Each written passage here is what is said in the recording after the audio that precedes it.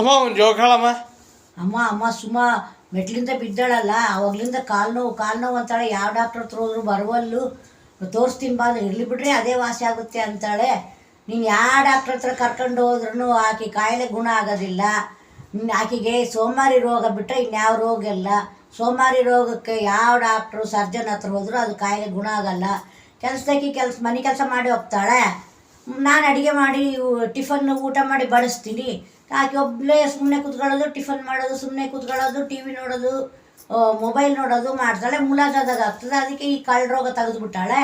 ಒಂದನೇ ಮೆಟ್ಲಿಂದ ಎರಡನೇ ಮೆಟ್ಲಿಗೆ ಬಿದ್ದರೆ ಏನು ಮೊಣಕಾಲು ಚಿಪ್ಪು ಹೇಗೆ ಮುರಿತದ. ನೀವು ಬೆಳಗ್ಗೆ ನಾನು ಕಾಫಿ ಮಾಡ್ತಾ ನೋಡ್ತಾ ಇದ್ದೀನಿ ಕಿಟಕಿ ಕಡೆಗೆ. ಇದು ನೆಟ್ ಕಟ್ಕೊಂಡು ಈಕೆ ಮಕ್ಕಳು ಪಕ್ಕದ ಮನೆ ಹುಡುಗಿ ಈಕೆ ಬ್ಯಾಡ್ಮಿಂಟನ್ ಆಡ್ತಿದ್ರು.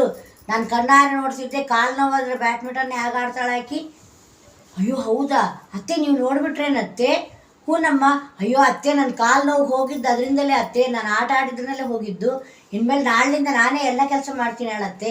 ಅಮ್ಮ ತಾಯಿ, ನೀನು ಸುಖವಾಗಿ ಸಂತೋಷವಾಗಿ ಆರೋಗ್ಯವಾಗಿ ಇದ್ದುಬಿಟ್ರೆ ಅದೇ ನನಗೆ ನೀನು ಕೊಟ್ಟ ಅವಾರ್ಡ್ ಅಮ್ಮ ತಾಯಿ. ಚೆನ್ನಾಗತ್ತೆ ನಮ್ಮ ಜೋಕ್.